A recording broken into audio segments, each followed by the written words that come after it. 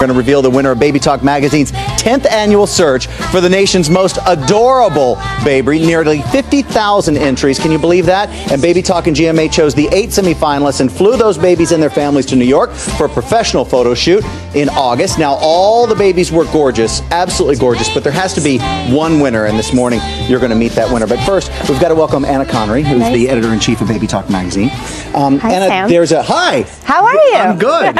There's a prize package here, though. Tell us what they There is. They get the November cover of Baby Right. Talk Magazine, and they get a $1,000 gift card to the Children's Place. All right. Now, everyone's talking about how difficult it is, but you guys did finally come up with one. Yes, almost 50,000 entries, but this winner just had something nobody else had, and All we right, could let's try not to get resist. So. the thing at the top. There you go. And that's Rowan, right? Yes. Rowan Sprackett, come here. Come here. The Spracketts are here this morning. Come on over. Congratulations. Congratulations. How are you? Hey, big guy. How are you doing? How are you doing? First of all, congratulations. Now, your letter, let me get you here so you're not facing the back of the camera. Sorry. Your letter was great. I read it a little earlier. Okay. And now, Rowan, you've already got 3 children, right? Yeah, we have 3 girls. And the beginning of this year, you decided to adopt, and he came from? Ethiopia. Right, and gorgeous. Now, one of the things I love, he likes to play on the cell phone with anything, right? Yes. Yeah. He's like, can you say hello? He wants to play with Can you say hi? Can you say hello? Hi. Anywhere, anything. Well, congratulations. Thank you. He's absolutely gorgeous.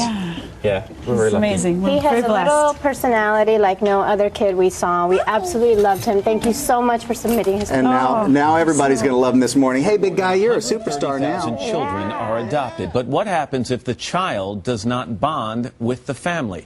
Anita Tadaldi recently blogged about her family's heartbreaking experience. We're going to talk to her in a moment. But first, Today National correspondent Natalie Morales has Anita's story. And by the way, Anita asked us to protect the identity of baby Dee and her husband, who serves in the military. The first time I considered giving up Dee, I was lying alone in bed. I ran to Dee's room, afraid that he was already gone. But he was there, sucking his thumb and breathing evenly. I caressed his cheek with 2 fingers and exhaled.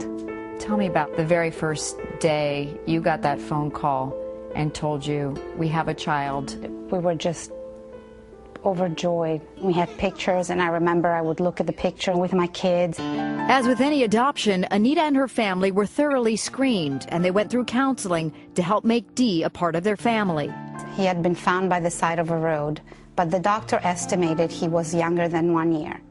Dee lacked strength in his legs and had a completely flat head from lying in a crib so many hours a day. But the physical or developmental issues weren't the real problem.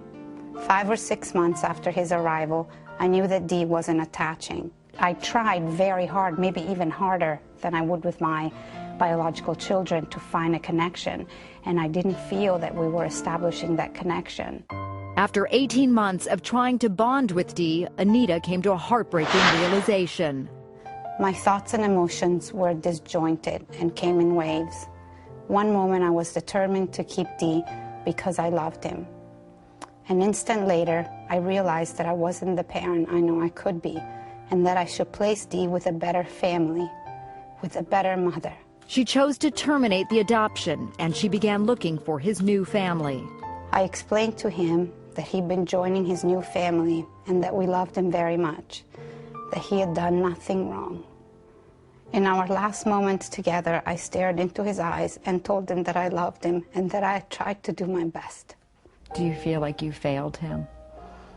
I'm not sure that I failed him. I loved him and I tried my best. In that respect, I didn't fail him. He deserves the best life he could possibly have. I wish I could have been the one to give him that life. That was NBC's Natalie Morales. Anita Tadaldi is with us now, along with Adam Pertman, Executive Director of the Evan B. Donaldson Adoption Institute, and Lisa Belkin, columnist for the New York Times Magazine. Good morning to all of you. Anita, it's a heartbreaking story. And when you said in that piece that you just weren't connecting with Dee, can you explain that a little more? What were the signs that there was no connection here? Sure, I think it was both ways, that the child D wasn't connecting with us, and at the same time, while I was seeking help with a therapist, a social worker, while I was trying to establish a connection and did some attachment therapy, I also realized that on my part there was a difference. I also had a hard time bonding with him. And when you say bonding, though, there was obviously affection. You say that you loved D, even though you weren't bonding with D. And I think some people might need a little explanation on that. Sure, I loved him, and I cared deeply for him. I tried to do the same exact thing that I did with my biological children. But over time, it became clear that our family maybe wasn't a good match for him, that we weren't able to meet some of his needs. And the emotions, you say, came in waves. You thought, well, I should stick this out at one moment. No, we should find a better solution in another. Was there one specific incident that kind of turned the corner for you? I don't think there was one specific incident. I sought help early on in the process, and I spoke with a social worker who was involved with the adoption, and then with a therapist. So I came to this conclusion over time. Adam, well, I'm going to make it clear, you were not involved in this adoption. No. But this is not the happily ever after story that we hope adoptions have. Right. How often does something like this happen where there isn't a bond? Mercifully, not very often. This happens in biological family formation. Someone actually downstairs, as I was preparing, told me about her sister who took a long time to bond with her biological kid. Right. It happens, and the one message we shouldn't take away from this is that this is, adoption is a rental where you try it out. It's not, it's permanent, it's loving, and it's like every other family, but that doesn't always work. From the adoption agency point of view, is this the outcome you would rather see? Would you favor someone like Anita sticking with it for consistency for that child, or finding a better match for the long-term betterment of that child? How do you come down on that? Well, the Donaldson Institute is a research organization, not an agency, Okay. so I don't have to make these decisions. From a practice point of view, you want what's in the best interest of the child. I can't speak to the intimacies of this one episode because I don't know them well enough.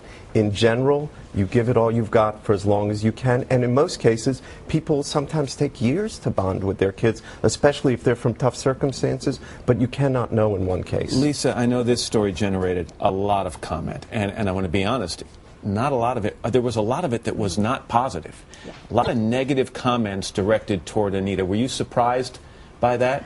I was not completely surprised. Anita was hesitant about writing this. She had been a blogger for the Motherload blog on other subjects, and this came up in our getting to know each other, and it took months before she wanted to write about it. I spent a lot of time saying, are you sure you want to write about Right. it?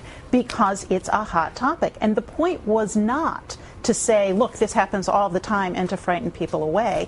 But the point was to say this happens sometimes, and knowing about that going in, more information's better. And Anita, to the people who have judged you harshly at times, how do you respond to that?